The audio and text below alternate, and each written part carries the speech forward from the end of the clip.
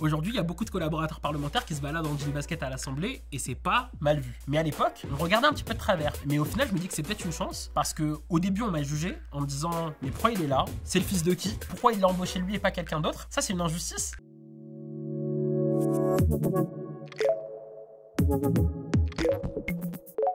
Bonjour à tous, je m'appelle Malek Délégué, conseiller en communication politique et chroniqueur éditorialiste à la télévision et bienvenue sur Papillon Action.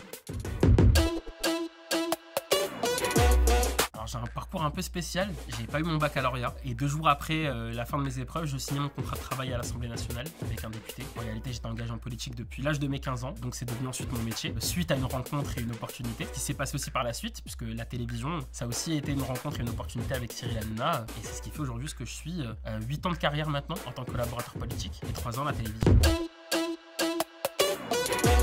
Alors mon métier, c'est d'accompagner les élus dans leur action, de les conseiller, de faire en sorte que de belles actions qui sont menées localement aient la meilleure visibilité possible pour que ce soit le plus audible et surtout que tout le monde puisse le comprendre. Ça, c'est une première partie de mon boulot. Et la deuxième partie de mon boulot, à la télévision, c'est de participer à des émissions de débat, mais en partant de diagnostic de terrain, du concret, d'expérience, puisque je pense qu'il n'y a pas meilleure école que l'expérience du terrain. La lutte contre les discriminations, quelles qu'elles soient, et la lutte contre les inégalités, la discrimination à l'adresse, j'ai pu la vivre moi aussi en tant que banlieusard, et la discrimination aussi à l'origine, au sexe, à la religion réelle ou supposée, au handicap, qui peuvent être un frein aujourd'hui sur l'emploi, mais pas que, parce que même si je trouve qu'on a un beau pays et qu'on nous donne aujourd'hui des clés pour réussir, et ben c'est réel. Aujourd'hui, on n'a pas tous les mêmes chances. On a eu plus de 60% d'abstention aux dernières élections, c'était même encore plus important chez les jeunes. Et voilà, j'essaye de donner des clés, de montrer que le vote c'est important et surtout d'essayer de rendre ça le plus accessible possible. Le problème c'est que cet engagement, il se transforme pas ensuite dans les urnes et je continue de penser que notre démocratie est une arme, un outil qu'on doit utiliser et qu'on doit même en abuser. Donc voilà, c'est un joyau en France, j'essaye de le dire, de le marteler, de le répéter. À 9 ans, j'ai été victime d'un accident de voiture. S'en est suivi un long processus à l'hôpital et de rééducation surtout. Mais voilà, c'est parti d'un tout premier combat, celui d'avoir un dos d'âne sur cette route qui était très longue, où les voitures arrivaient à pleine vitesse. Et c'était pour tous les gamins qui allaient suivre ensuite. Ça, c'est parti d'un petit engagement de proximité en bas de chez moi. Et c'est ce qui m'a ensuite donné envie de m'engager en politique, avec plein d'autres choses évidemment, de travailler avec des maires, parce que pour moi, c'est le plus beau mandat qui soit, le mandat local. Et parce que des fois, c'est régler ces petits problèmes du quotidien. Aujourd'hui, ça fait de moi un homme engagé pleinement pour les autres.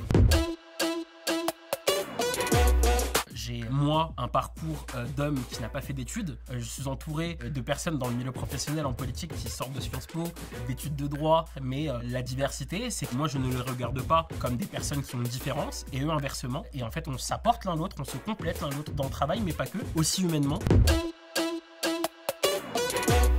L'égalité des chances, c'est aujourd'hui l'ouverture du champ des possibles. Aujourd'hui, j'ai réussi, moi, à faire ce que je voulais, à faire ce que j'aime, mais il ne faut pas que je sois une exception. Et l'égalité des chances, c'est ça. Quel que soit ton parcours, t'accompagner et te donner les clés pour faire ce que tu as envie de faire. Dans la politique, certes, parce qu'en fait, on se bat au quotidien sur plein de petits sujets pour cette égalité des chances, mais aussi à la télévision. On a lancé une nouvelle émission là début janvier, qui est le meilleur chroniqueur, où on permet à des personnes qui n'ont pas fait de télévision de faire leur premier pas à la télévision. Ça a été le cas aussi avec l'émission Un jeune, une solution, qui était présente pendant les 4 premiers mois de la saison télé.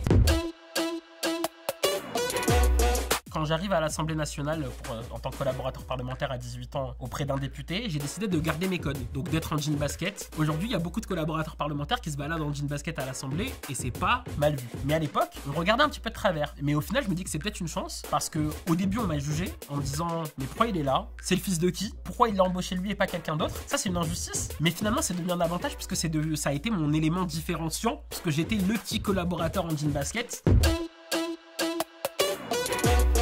Ma plus grande fierté professionnellement parlant, c'est lors d'une expérience au cabinet du maire de Sarcelles notamment, où on recevait des familles à 8h du matin qui se faisaient expulser le matin même de leur logement et où notre but de la journée, de la matinée, c'était de trouver une solution pérenne avec les services sociaux.